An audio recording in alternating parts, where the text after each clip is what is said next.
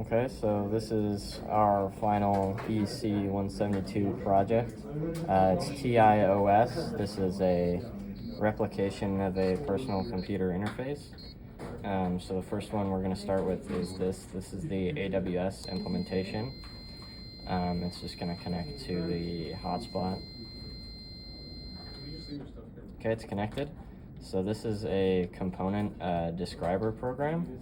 So you enter in an electrical component and you have the choice between a few different helper functions. So we're going to be analyzing this component. It's an RFID chip. So we're just going to enter its name.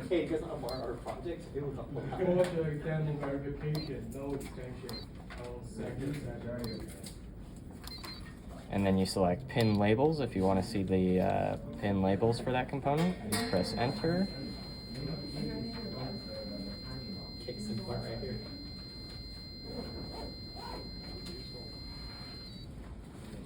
And it'll show a little diagram of the chip as well as all of its pin labels, which you can see match these. And that functions by communicating with the ChatGPT API and then parsing the response with a different pre-made prompt for each selection option. So let's say you wanted to connect that chip to the CC. I wrote CD. Hold on, let me backspace.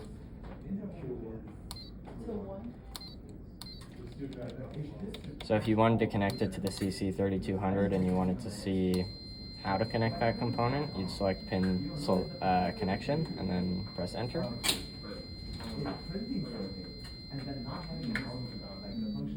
And then it'll show you all of the pin connections that you need to make between the two. So you get the RFID chip as well as the CC3200, and these blue lines represent the connections.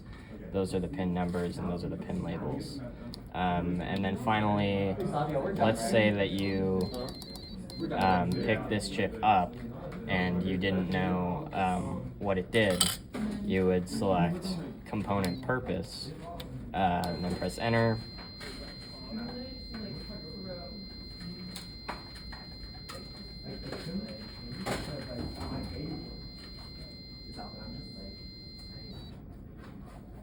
And I'll show you, it'll say RFID read writer module, reads, writes, 13.56 megahertz, tags cards wirelessly. And this program will work with any component that's commonly known and recorded on the internet that ChatGPT has a good chance of recognizing. It's not a pre-made list of components. It actually interfaces with APIs. So you exit. And then next up we have a function generator. So this will generate square waves using the pulse width modulation module. Right now it's connected to the speaker so you can hear what the waveforms are. It'll sweep between these ends, and then if I exit this it'll keep playing the signal. And I can go to the oscilloscope. And then right now this is displaying an oscilloscope reading of that generated signal. So you can see as I turn the volume down from the speaker, the waveform changes. And that's coming from this wire right here. And you can change the time scale by moving right and left on the analog stick. And you can also change the voltage scale by moving up and down on the analog stick. And all those stats are displayed here. You've got peak voltage, peak to peak voltage, which is the same right now because the pulse width modulation signals start at 0. The frequency it's measuring, the time scale, and the voltage step. And then we'll just turn that signal off. And then next up we've got a robotic helping hand. So this is meant to serve the same function as those component holders that you see in labs, but this one's a little bit easier to use because it's motorized. That's controlled with the analog stick. And you can see there's a 3D simulation of the servo arm on the screen. It's got the angles for the base and the arm recorded here. as well as the simulation. And that's done using the pulse width modulation out of the CC3200. So we'll exit that program, and then we have to flip this switch. And then this is a simulation of a 3D cube. So this uses the accelerometer in I2C. This is the accelerometer inside the board, and it just does project point and some physics calculations to make a simulation of a 3D cube. So this will move wherever, it'll go upside down. And this is like, it's true 3D coordinates, it's not like a trick. And finally, there is a video game. It's got a little theme song. There's a couple levels here. It's a sprite-based animation. There are hazards, so if you fall off, so you get respawned. If you hit the spikes, you get respawned.